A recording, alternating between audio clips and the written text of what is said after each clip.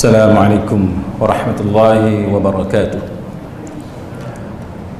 Innal hamdalillah nahmaduhu wa nasta'inuhu wa nastahdihi wa nastaghfiruh wa na'udzu billahi min shururi anfusina wa min sayyiati a'malina. Man yahdihillahu fala mudilla lahu ومن يضلل فلا هادي له أشهد أن لا إله إلا الله وحده لا شريك له وأشهد أن محمدا عبده ورسوله اللهم صل وسلم على محمد وعلى آله وصحبه والتابعين بإحسان إلى يوم الدين. أما بعد رب اشرح لي صدري ويسر لي أمري واحلل عقدة من لساني يفقهوا قولي. Saudara-saudari, sahabat-sahabiah, muslimin muslimat, mudah-mudahan kita semua pada malam ini dirahmati dan diberkati oleh Allah Subhanahu wa taala. Tajuk kita pada malam ni ialah berkenaan dengan sifat-sifat munafik. Dan salah satu daripada sifat munafik itu ialah bercakap tipu ataupun bohong ataupun dusta. Maka pada malam ni kita akan lihat bagaimana ulama membincangkan berkenaan dengan sifat-sifat munafik ini supaya kita boleh faham dengan cara yang betul. Yang pertamanya ialah bila sebut munafik, munafik ni dia ada munafik i'tiqadi dan nifaq amali. Sebab apa kita perlu tahu perbincangan ini? Sebab bila kita sebut sifat munafik, orang tu bila dia janji dia tidak menepati janji, dia khianat. Oh, kita bagi amanah dekat dia, dia khianat.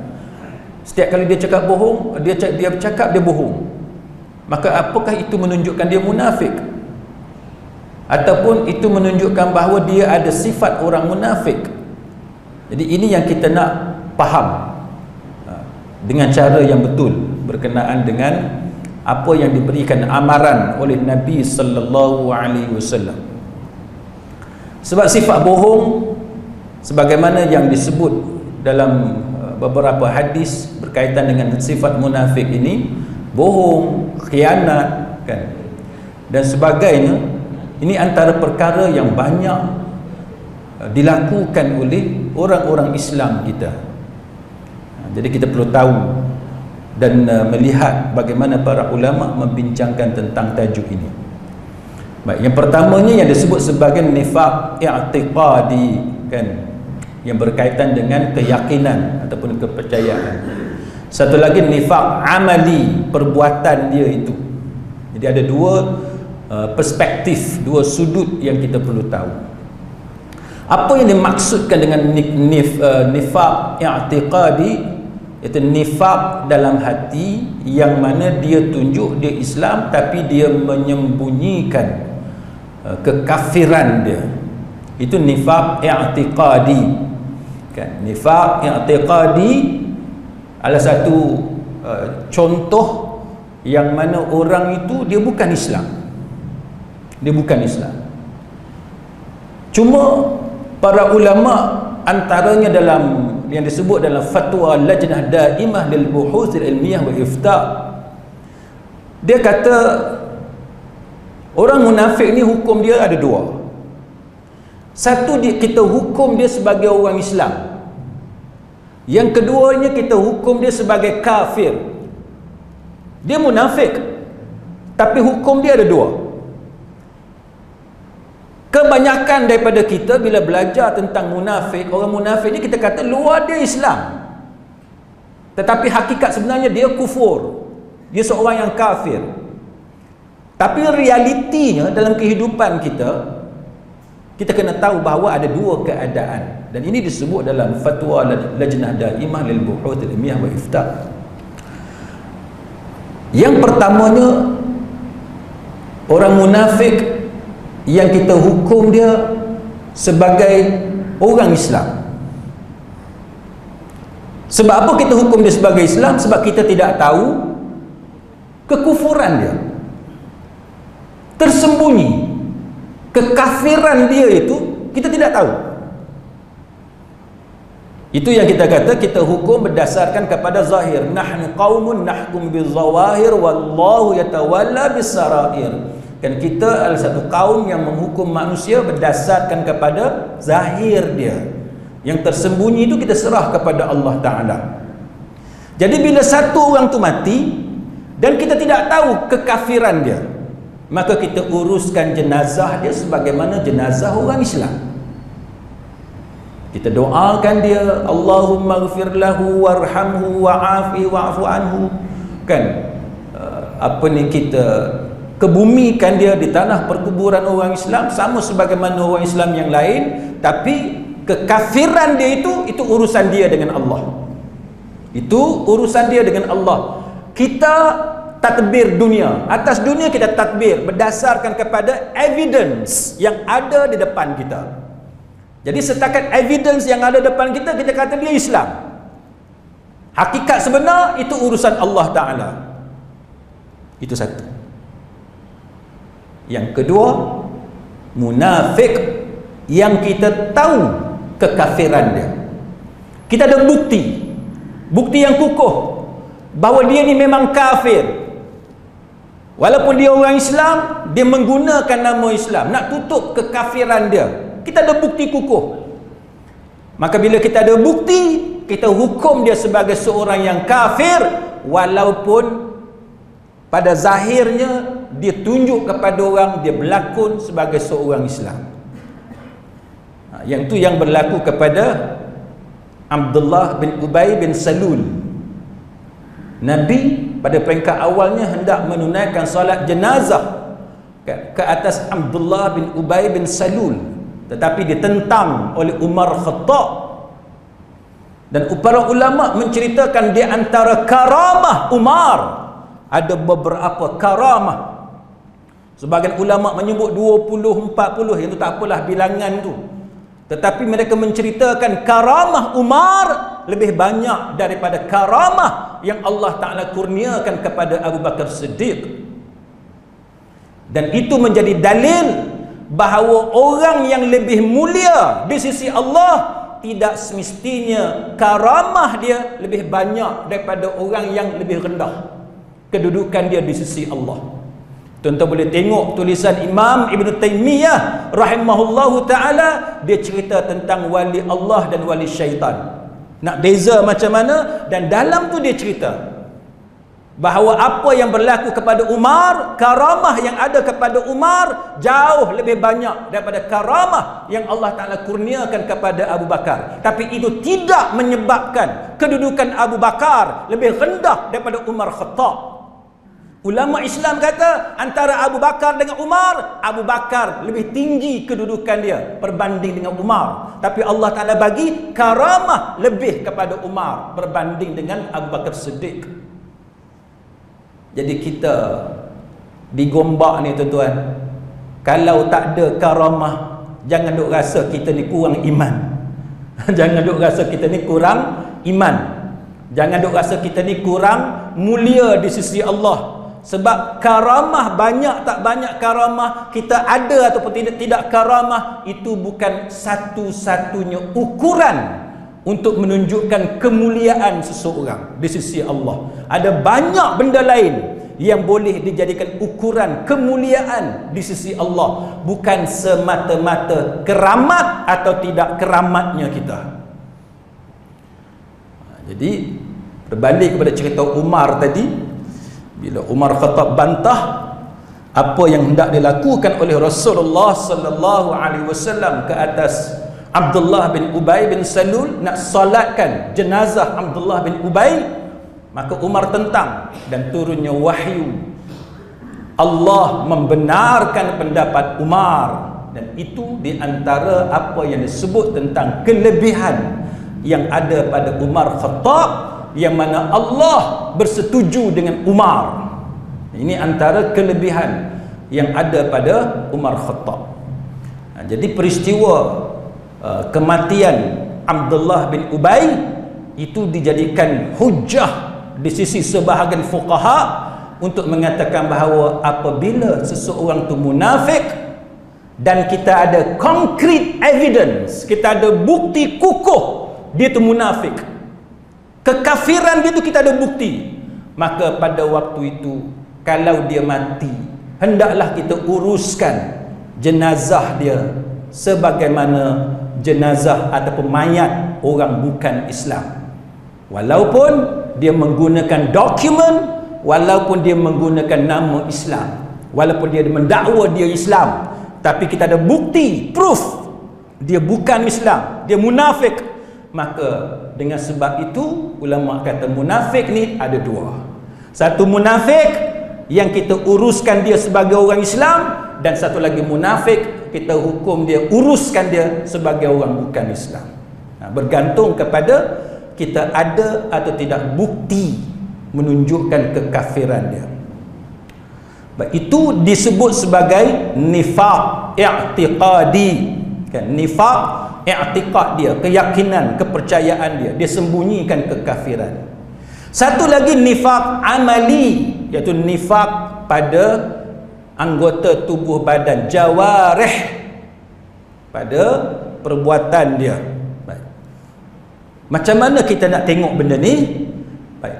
Maka ulama mengatakan bahawa nifaq i'tiqadi dia keluarkan seseorang tu daripada Islam, manakala nifaq jawarih ataupun amali dia ada hukum-hukum dia yang disebut oleh para ulama. Baik. Maka antaranya yang disebut oleh Imam Ibn Qayyim Al-Jawziyah rahimahullahu ta'ala dalam kitab Madarijus Salikin, menceritakan tentang macam mana orang-orang munafik. Maka di antara contoh nifaq i'tiqadi apa dia? Yang pertamanya ialah mendustakan Rasulullah sallallahu alaihi wasallam. Mana tak percaya kepada Rasulullah sallallahu alaihi wasallam, tidak terima nabi itu sebagai nabi.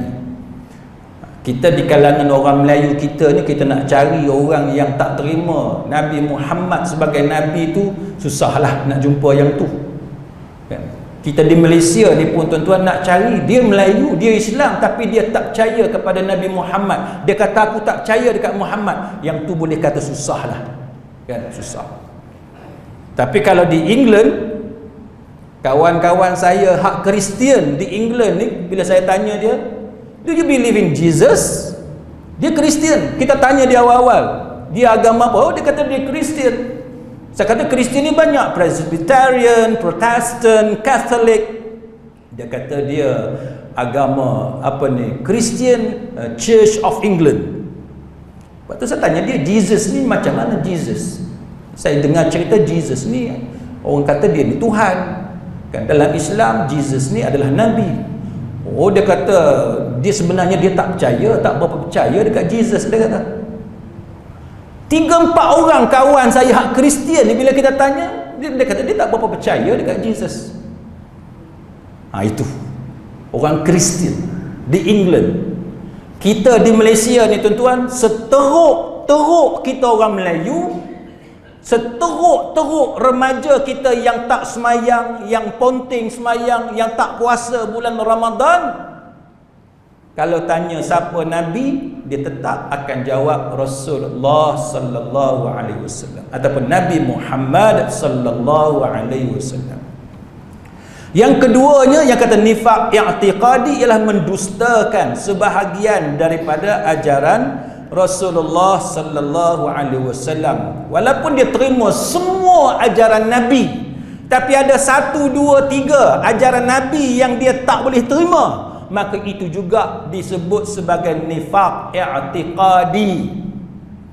Kita jangan duk anggap bila kita semayang, kita puasa, kita pergi haji, umrah, bayar zakat apa semua, tapi dengan sebab 1, 2 ajaran Nabi kita benci, maka itu menunjukkan kita masih Islam. No.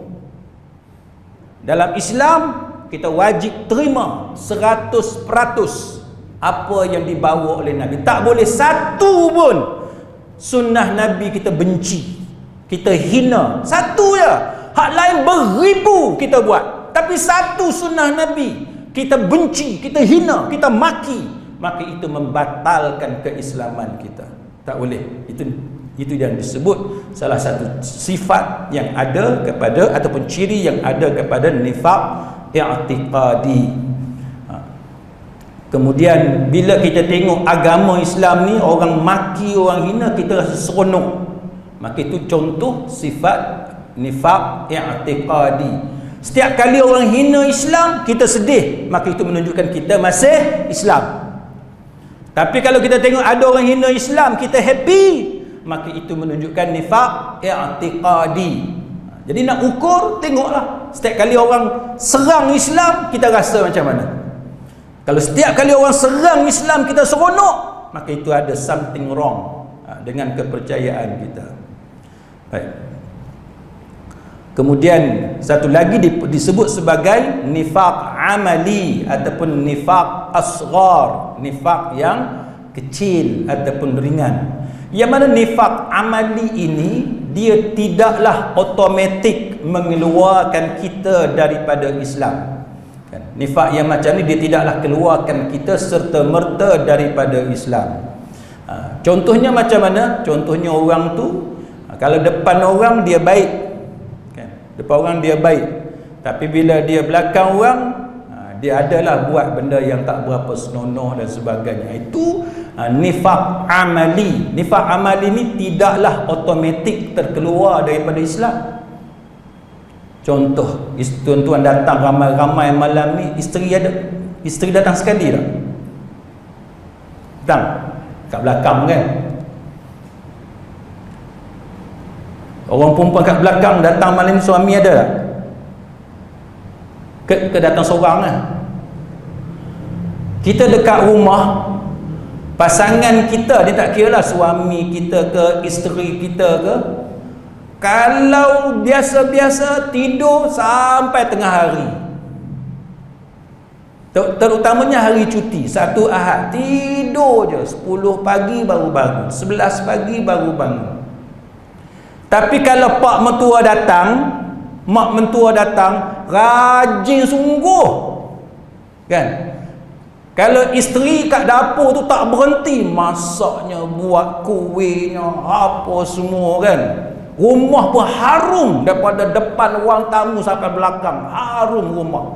Tambah pula sekarang ada mop automatik, dialah penyapu, dialah vacuum cleaner, dialah mop, dialah segala-galanya, lagi senang. Rajin sungguh. Kita hak suami pun heran, bini aku rajin. Pasal apa? Sebab pak mentua datang rumah. Ni pun munafik juga. Dia panggil munafik amali. Isteri kan, bila pak mentua kita datang, bila ayah kita datang, mak kita datang, suami kita rajin tak? Oh rajin, bangun pergi sembahyang subuh dekat surau. Biasa-biasa tak pergi surau pun, tak pergi masjid, sembahyang kat rumah pun isteri tolong kejut. Abang bangun abang, dah pukul 7 suku, mentang-mentang lah subuh habis 7.25, dia ambil 10 minit yang last tu. Tapi bila mak dengan ayah datang, dialah kejut isteri. Terbalik pula, dia kejut isteri pula. Bangun. Oh, ayah dengan mak datang, bagusnya lah menantu aku kan. Macam ni, kalau aku ada anak 5 orang, aku nak bagi semua 5 orang kahwin dengan dia. Pura-pura. Bila ada pak mentua, baru rajin nak sembahyang. Bila ada mak mentua, baru rajin nak datang surau masjid. Itu juga dia panggil sebagai nifaq amali. Dia tidak mengeluarkan tuan-tuan daripada Islam, tapi itu salah satu sifat nifaq.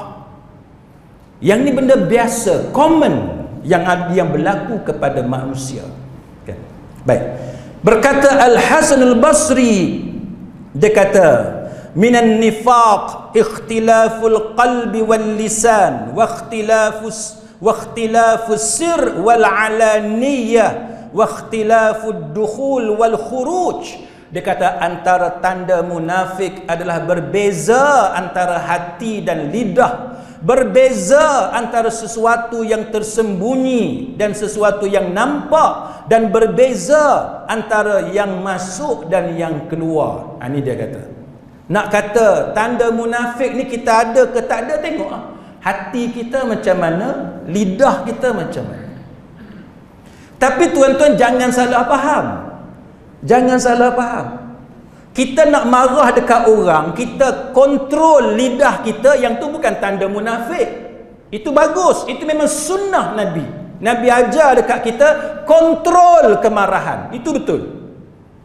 Itu sunnah. Kita kontrol amarah.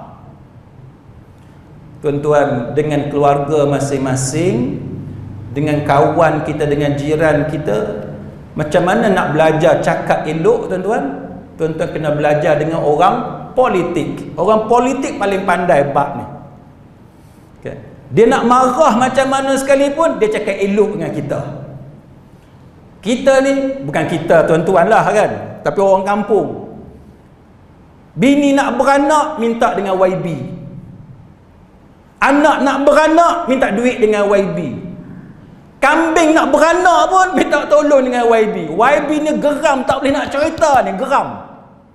Tapi dia geram kot mana pun, dia tak boleh halau rakyat, tak boleh. Dia kena cakap elok. Oh, kambing nak beranak ke? Tak apa, YB tolong. Lagu tu lah tuan-tuan. Kena belajar dengan YB. Bab kontrol kemarahan. Yang ni bukan munafik. Itu kontrol kemarahan, memang diajar oleh agama kepada kita. Tuan-tuan sebagai suami nak marah ke isteri, nak marah sungguh-sungguh ni, tuan-tuan tendang isteri, tumbuk isteri, itu bukan ajaran Islam. Bukan ajaran Islam.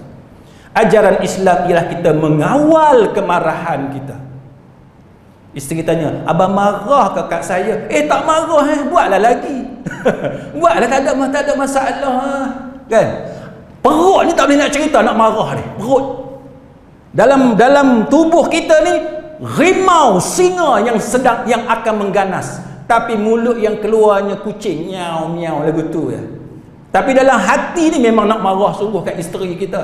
Tapi sebab kita orang Islam, kita diajar kawal kemarahan, kita kontrol. Saya ada kawan tuan-tuan, dia nak marah kat isteri dia, dia pegang mak. Ni gelas kan. Kawan saya dia pegang mak. Tahu mak? Bukannya mak mother, mak gelas cawan tu. Kan, MUG, mak. Dia pegang mak. Isteri dia adalah kata something kat dia, sampai kat telinga dia. Kawan saya dia pegang mak, dia kata ikut hati ustaz, saya nak lempar mak ni, bagi pecah kat dinding, dia kata. Tapi dia tahan kemarahan dia, tak mau keluar apa-apa perkataan yang mengguris perasaan isteri dia. Dia pegang mak tu sampai pecah mak tu, berdarah tangan dia. Itu contoh orang yang kontrol diri dia. Jadi yang tu lain. Yang tu bukan maksud dia.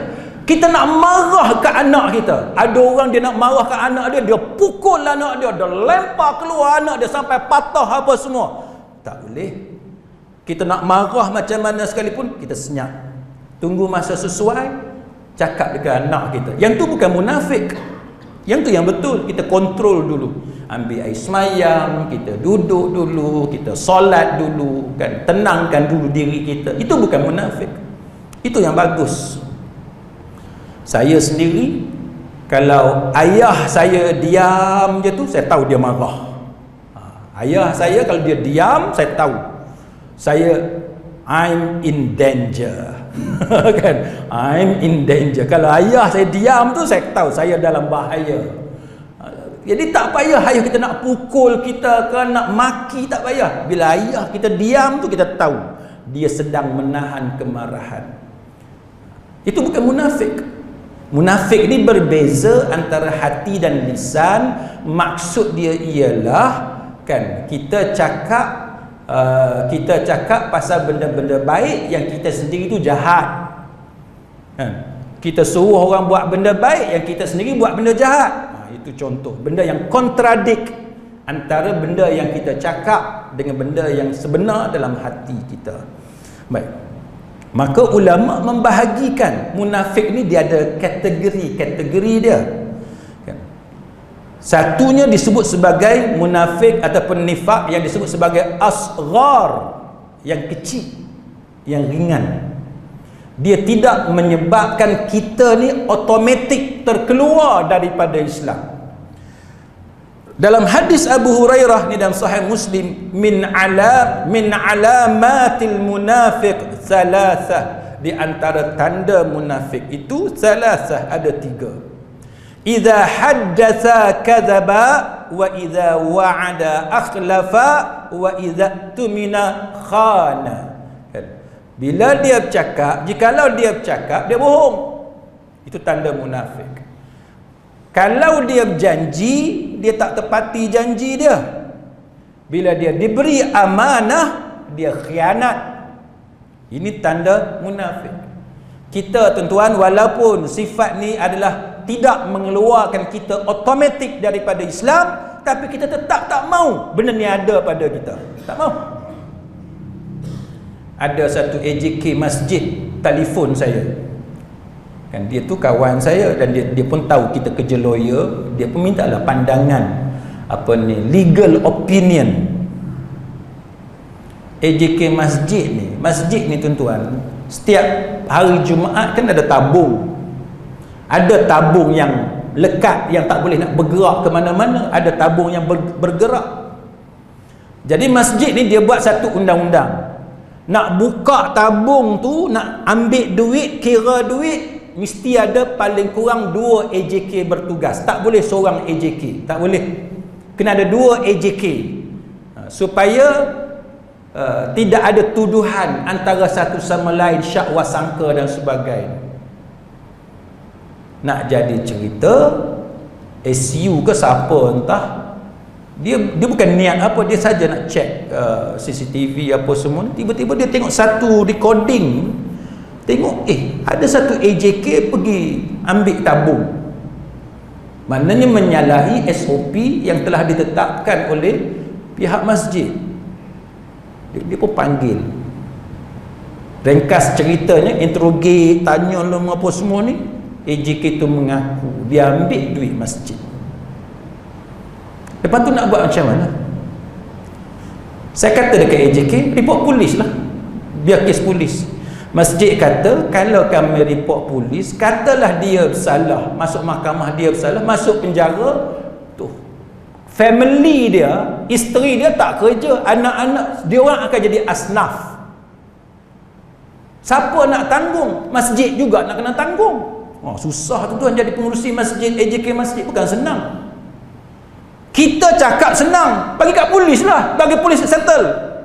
Tapi pengurusi dengan AJK yang duk jaga anak Korea, yang duk jaga tuan-tuan perempuan ni, dia bukan fikir selapis. Dia bukan fikir selapis, dia fikir banyak lapis.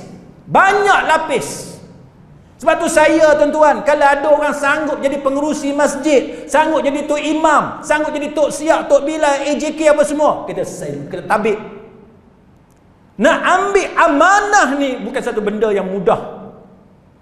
Bagi orang, setengah orang, bagi kat polis lah senang. Dia tak semudah tu. Bagi kat polis ni, isteri dia, anak dia, kita juga nak kena tolong dia. Sebab suami dalam penjara. Last kali, win-win situation. Win-win situation. Letak jawatan, bayar ansuran balik duit hak ambil adalah berapa ribu yang dia ambil tu, bayar ansuran. Bukan senang. Amanah, tapi mengkhianati amanah yang masyarakat bagi. Tu kita tak cerita lagi orang politik. Orang politik tuan-tuan, setengah-setengah tu buat projek. Bukan projek untuk kemaslahatan orang kampung, untuk anak Korea, tapi projek untuk kroni dia. Siapa boleh buat jalan, siapa boleh buat projek ni, jalan tak rosak sangat pun, tapi buat juga, turap juga jalan, berapa lapis buat pasal apa? Supaya kroni dapat projek, dapat duit. Yang kita tengok jalan elok lagi, kenapa nak turap baru? Bukan sebab dia tu bagus, tapi sebab dia nak bagi dekat kroni dia. Ini perangai setengah orang. Saya tak tuduh siapa-siapa, saya tak tuduh parti mana, tapi saya bagi contoh kepada tuan-tuan, kalau kita jadi YB, jangan khianati amanah pengundi yang bagi kita naik jadi pemimpin. Jangan. Projek hanya untuk perkara yang benar-benar diperlukan. Kalau tidak, itu tanda munafik. Idza haddatsa kadzaba. Kalau cakap dia bohong. Oh, bohong ni tuan-tuan. Tak payah tunggu orang jahil. Ustaz pun biasa cakap bohong.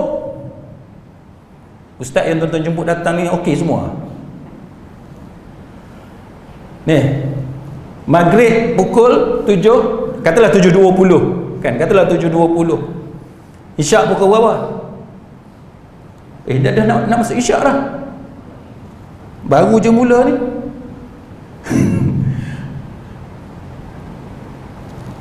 Sepatutnya maghrib, kuliah maghrib setengah jam atau 20 minit selepas masuk maghrib kan. Ni nak masuk isyak 8.30, ustaz tak sampai lagi. Ustaz tak sampai lagi. Telefon ustaz. Ustaz kat mana? On the way. On the way. Sekali okey lah tuan-tuan, sekali. Sebab kita manusia, tersilap ni benda biasa. Kali kedua on the way juga. Kali ketiga on the way juga. Sampai satu tempat ni tuan-tuan, dia panggil ustaz tu ustaz on the way. Setiap kali kuliah lambat. Setiap kali kuliah lambat tu tak apa lagi tuan-tuan. Yang tak tahan tu tipu.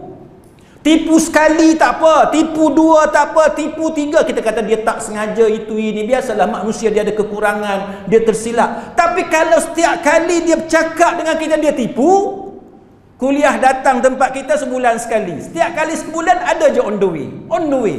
Tanya ustaz kat mana? On the way. Padahal dia dekat rumah lagi. Dia bukan on the way. Baju tak pakai lagi. Hak ni tuan-tuan, sifat munafik. Janganlah belajar buat bercakap bohong. Cakap terus terang. Oh Syekh, Hana tak dah ni, baru nak pakai baju. Okey ke? Cakap terus terang. Kalau AJK Majid kata tak apa ustaz pakai baju, bawa kereta pelan-pelan, take your time, kita akan tunggu. Kami anak murid taksub kat ustaz seorang. Contohnya, ustaz don't worry kan, ustaz don't worry, ustaz lambat pun kami tunggu. Sampai subuh esok pun kami tunggu. Tak apalah. Ataupun ustaz nak pakai baju, tak payah pakai baju lah ustaz, kami nak balik lah. Contohnya kan. Cakap terus terang. Jangan bohong. Sebab tu saya kata, sekali dua bohong itu benda biasa, kita manusia. Tapi bila setiap kali cakap itulah duk bohongnya, itu tanda munafik. Bahaya tuan-tuan kan. Wa idza wa'ada akhlafa kan.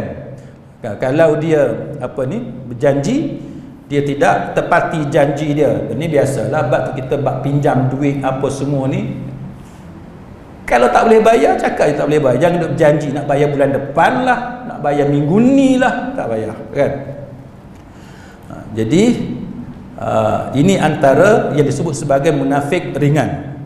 Dalam riwayat yang lain dan juga dalam Sahih Muslim, ayatul munafik salas, wa in sama wa salla wa za'ama annahu muslim. Tanda munafik tu ada 3. Walaupun orang itu puasa dan dia semayang, tapi dia mendakwa dirinya sebagai orang Islam. Walaupun kita kata kita semayang, kita puasa, tapi itu tetap tanda munafik kan? Itu tetap tanda munafik. Baik, kita tengok bila bercakap bohong kan? Bila bercakap bohong, ini berdasarkan satu perkara yang kita kena tahu. Bohong ni benda yang buruk. Bohong, cakap tipu, buruk. Tapi tuan-tuan kena ingat, walaupun general principle kan, original principle, original ruling dalam agama kita wajib bercakap benda yang jujur, kita kena jujur, bercakap benar.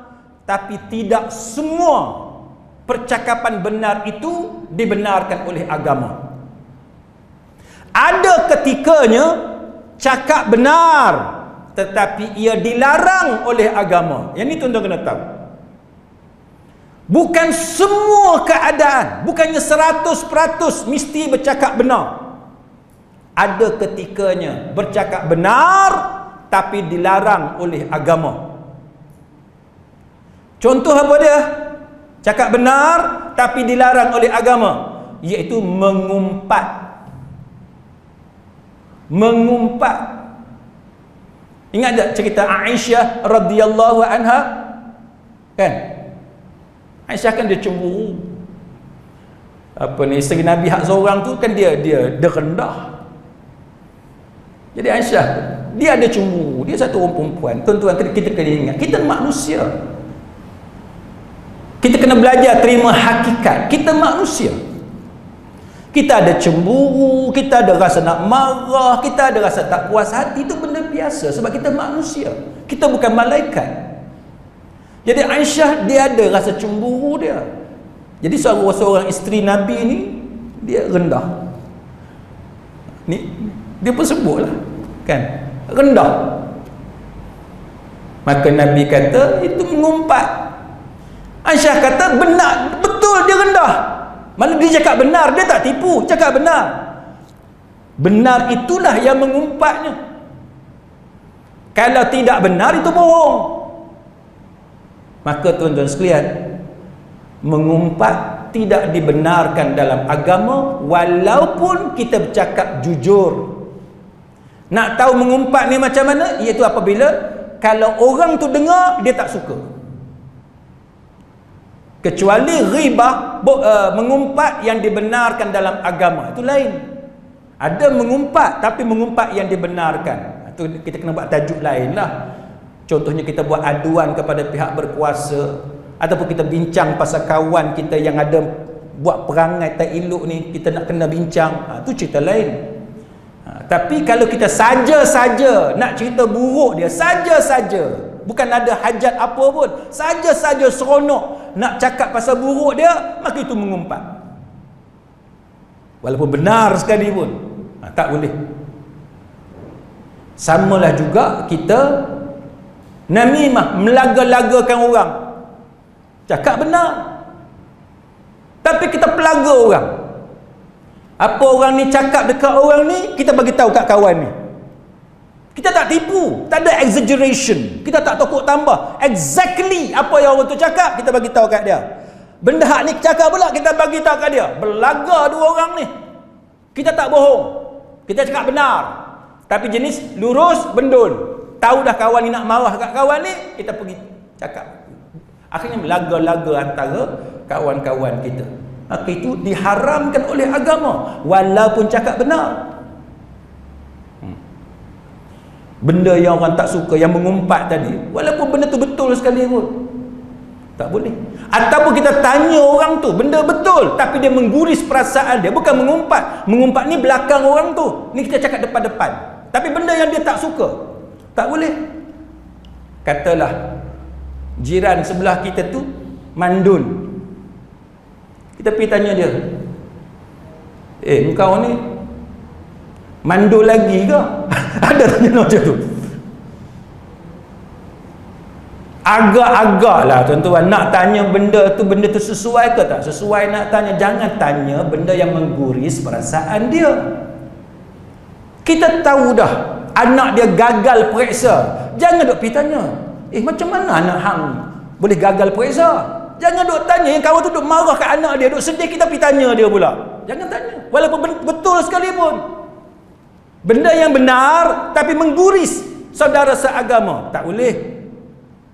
Jadi tuan-tuan kena tahu dia punya istithna, dia punya pengecualian, exception, kena tahu.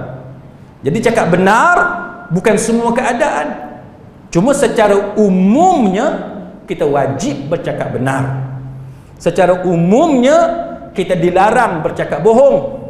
Tapi ada ketikanya bohong memang disyariatkan kepada kita, diajar untuk kita berbohong. Nabi benarkan, antaranya untuk mendamaikan perbalahan, boleh bohong. Suami isteri bergaduh, kita nak islahkan antara suami isteri, boleh bohong.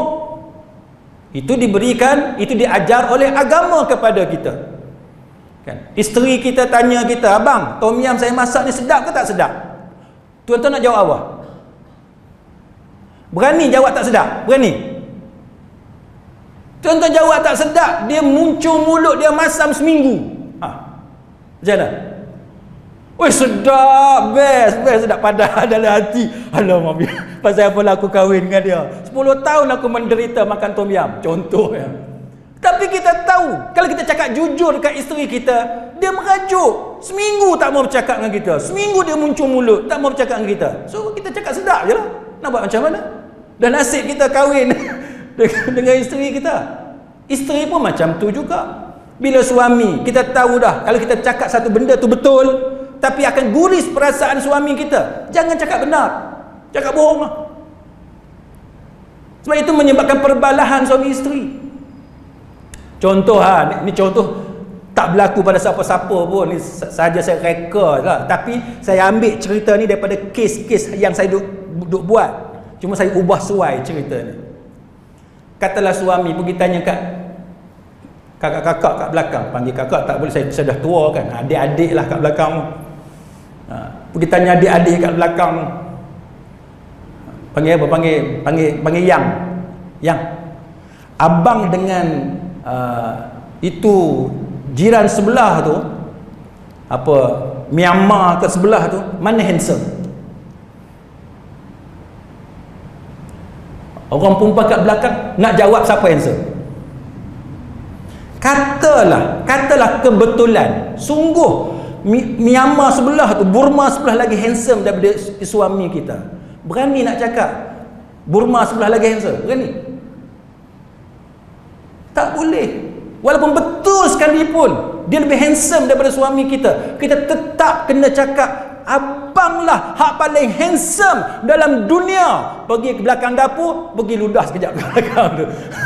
Kan?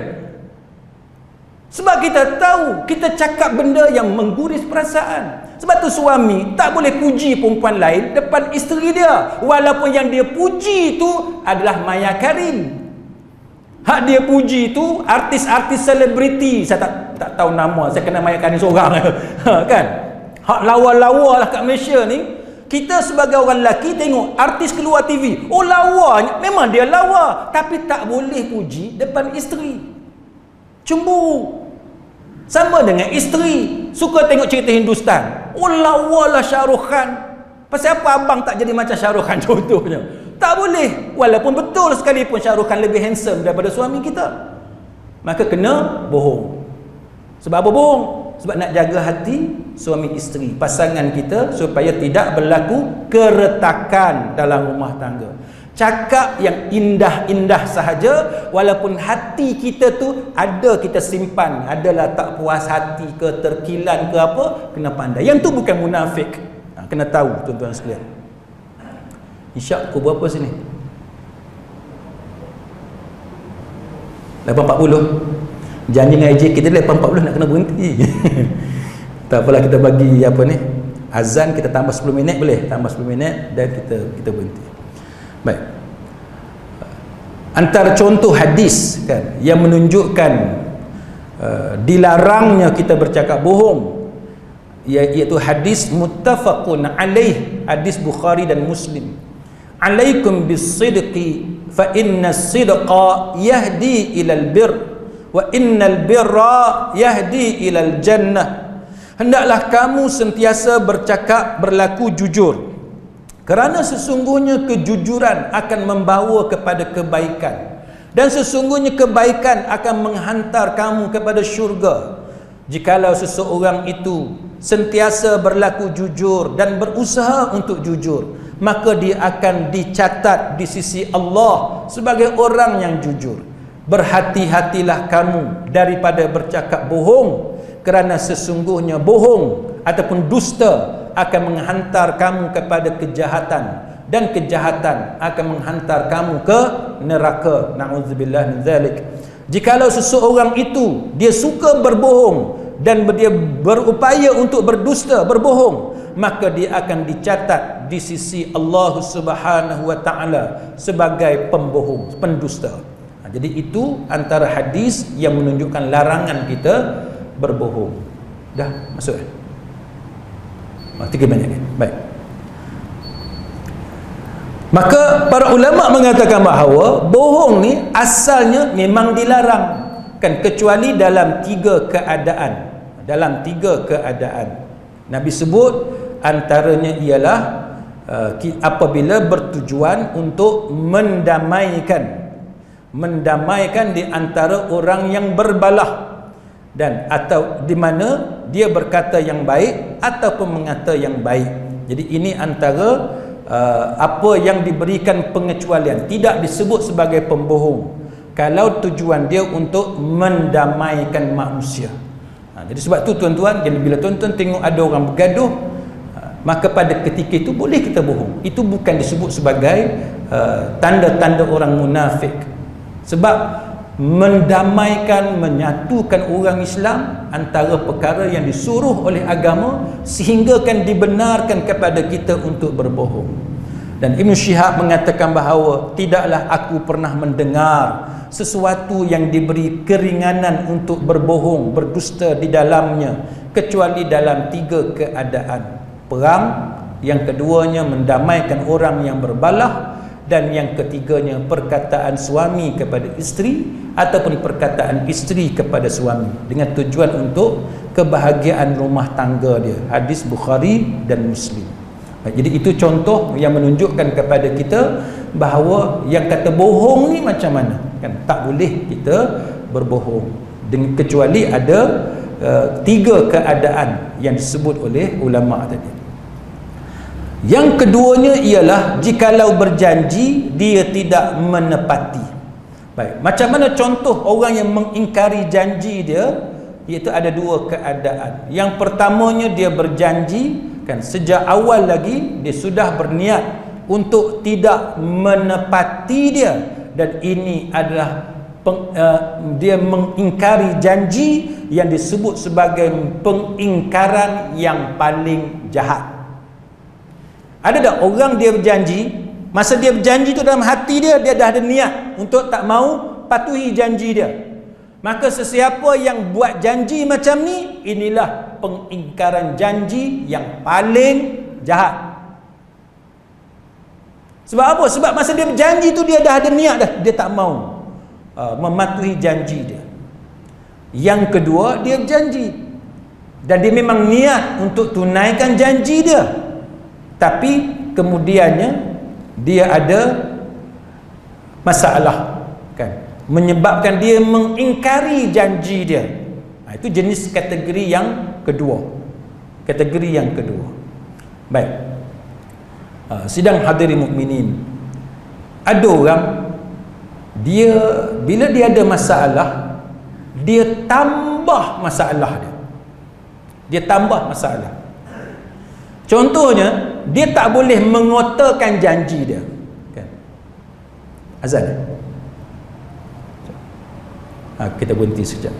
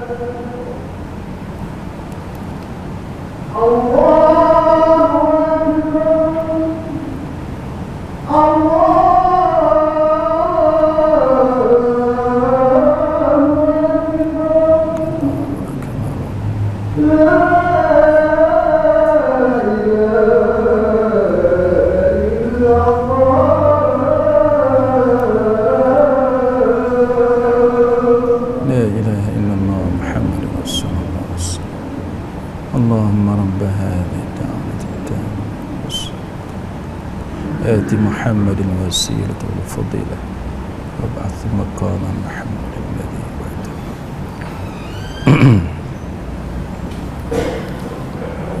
Baik, sidang hadirin mukminin, kita ringkaskan. Tadi saya dah sebut tentang tanda-tanda munafik itu bila dia bercakap dia bohong.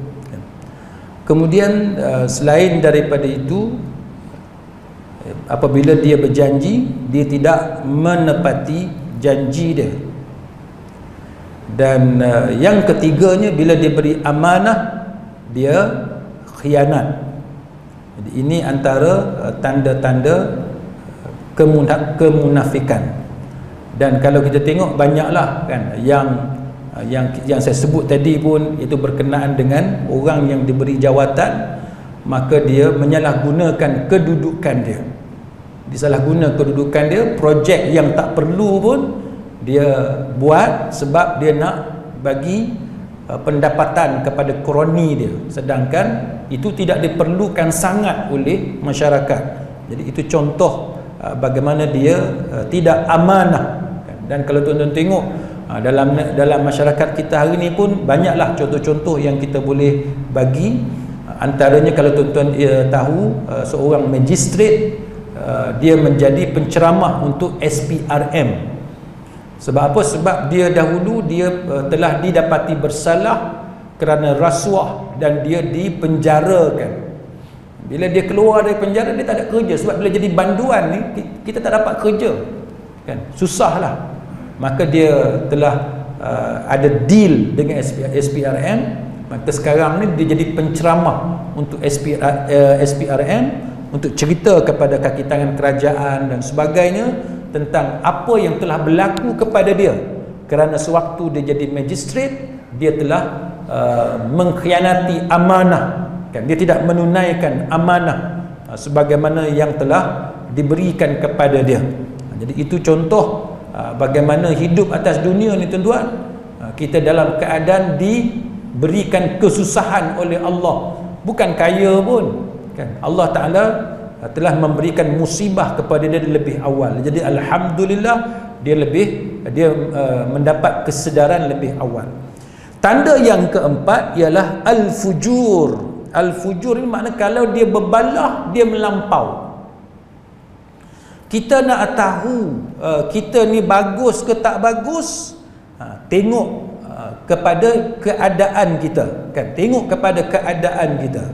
Dalam hadis Bukhari Muslim, inna abghadar rijal ila Allah, orang yang paling dibenci oleh Allah Ta'ala ialah al-aladul khasim. Dia kalau dia bergaduh ni, dia yang paling keras. Dia kalau dia bergaduh dengan orang, dialah yang paling keras. Bak berdebat ke, bak nak berhujah ke, bak keluarkan kata-kata, bak menyakitkan hati orang ke, dialah yang paling keras. Hak ni paling dibenci oleh Allah Subhanahu wa taala. Kita benda yang boleh kita settle, kita settle. Itu sifat sebenar orang yang beriman. Macam tuan-tuan duduk di ni taman kan? Ni taman perumahan. Taman ni tuan-tuan, rumah teres, rumah flat, apartment. Kadang-kadang jiran kita pelihara kucing. Pelihara kucing. Kucing ni pula dia pandai. Rumah tuan dia tak buang. Dia pergi buang rumah jiran sebelah. Kucing ni dia spray, dia berak rumah jiran sebelah. Jiran sebelah komplain. Tuan kucing kata, "Dak, kucing saya baik." Memanglah kucing dia baik sebab kucing dia tak berak rumah dia. Dia pergi berak rumah jiran sebelah. Jiran sebelah mengamuk. Ni benda yang jadi bergaduh. Jadi kita ni tuan-tuan, kita nak letak diri kita di mana? Bila bergaduh, kita boleh kontrol atau kita jadi melampau. Tak kira isu apa pun, isu pokok bunga ke, kan, isu binatang ke, isu parking kereta ke. Parking kereta pun satu hal juga. Dia tak parking depan rumah dia parking depan rumah jiran supaya senang dia keluar. Jiran nak keluar susah tak apa, asalnya dia boleh senang keluar. Dia pun satu perangai juga. Jadi jiran tengok rumah dia belah sana tapi dia parking depan rumah aku, jadi bergaduh. Kan? Setengah rumah flat parking space sempit sangat, kena letak nota, kan? Mana boleh tolak free gear. Kalau tidak tu call number dekat dashboard. Kalau call diangkat tak apa, ni call pun tak angkat. Yang kawan tu maki daripada ground floor tingkat 20 boleh dengar. Punya nak marah, tapi dia buat bodoh dekat atas, dia tak turun, dia relax, dia tak apa, relax, aku nak pakai baju apa semua, bergaduh. Tuan-tuan, seorang mukmin dia tahu macam mana nak selesaikan perbalahan. Seorang mukmin dia takkan jadikan perbalahan hak kecil-kecil ini menjadi orang semakin marah. Mukmin dia tahu macam mana nak settlekan. Dekat kawasan saya tu tuan-tuan, bergaduh bab kucing. Satu orang ni dia cerita, kucing menyusahkan dia. Kucing jiran masuk rumah dia, pergi spray dekat kotak-kotak yang dia nak jual online ni. Kotak bila kena air kencing kucing tuan-tuan, tak boleh pakai dah, kena buang. Yang jiran ni pula buat tak faham. Tak tahulah siapa, hamba Allah mana, dia pergi letak makanan kucing dekat rumah jiran yang komplain pasal kucing. Ada juga jiran yang begitu. Dia saja nak provoke. Kawan ni kata, apa jiran ni pergi main letak tabur makanan kucing. Tak apalah, bergaduh. Lepas tu 2-3 hari lepas tu ada pula satu kotak anak kucing, tak tahu siapa pergi letak kat depan pintu kawan hamba Allah tu. Dia kata ini melampau. Kan, bergaduh pasal kucing, akhirnya jadi bergaduh sama-sama jiran. Maka itu bukan sifat seorang yang mukmin. Kan, seorang mukmin dia tahu macam mana nak reda. Kan, kalau kita tahu jiran kita marah dan sebagainya, beli apa-apa, bagi hadiah kat dia, buat baik dekat dia dan sebagainya. Itu cara kita meleraikan perbalahan. Itu seorang mukmin. Kan? Jadi sidang hadirin mukminin, setakat itulah yang saya boleh sampaikan pada malam ini. Cuma sebagai akhirnya tuan-tuan, kita di surau di masjid ni, kalau boleh datanglah masjid, datanglah ke surau. Terutamanya orang yang duduk dekat dengan kawasan masjid dan surau. Kenapa? Sebabnya ialah banyak yang disebut antara tanda-tanda munafik ialah orang yang tidak pernah kelihatan datang sembahyang berjemaah. Contohnya dalam Sahih Muslim, hadis Ibnu Mas'ud, walaqad ra'aituna wa ma yatakhallafu anha illa munafiq, kan, ma'lumun nifaq, walaqad kana ar-rajul yu'ta bihi yuhada baina ar-rajulaini hatta yuqama fi as-saff. Aku telah melihat bahawa orang yang meninggalkan sembahyang berjamaah hanyalah orang munafik, di mana dia adalah munafik tulen. Kerana bahayanya meninggalkan solat jamaah sedemikian adanya ada seseorang sampai didatangkan dengan berpegangan pada dua orang supaya dia boleh masuk dalam saf. Kalau tak pernah nampak muka sembahyang berjemaah di masjid, maka hendaklah kita bimbang kalau kita termasuk di kalangan orang munafik. Kan?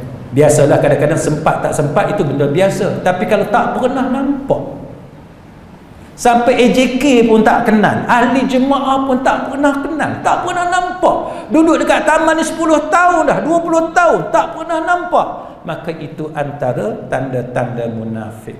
Dalam Fathul Bari kan, cukuplah orang tu kan dikatakan sebagai mempunyai tanda munafik kalau dia menjadi jiran kepada masjid. Ayyakuna rajul jaral masjid, jiran kepada masjid, la yura fih, tak pernah nampak dia tu dalam masjid, tak pernah nampak, rumah dekat je, tepi masjid, depan masjid, selang berapa rumah, tapi tak pernah nampak muka dia. Maka ini antara perkara yang sangat yang diberikan amaran oleh para ulama berkenaan dengan orang yang mempunyai tanda-tanda munafik. Mudah-mudahan kita semua dilindungi oleh Allah Subhanahu wa taala daripada segala bahaya, segala fitnah di dunia maupun di hari akhirat. Kita mohon kepada Allah taufik dan hidayah daripadanya jua. Wallahu a'lam. Aqul qawli hadza wa astaghfirullahal azim li wa lakum. Wassalamu alaikum warahmatullahi wabarakatuh. Subhanakallahumma wa bihamdik asyhadu an la ilaha illa anta astaghfiruka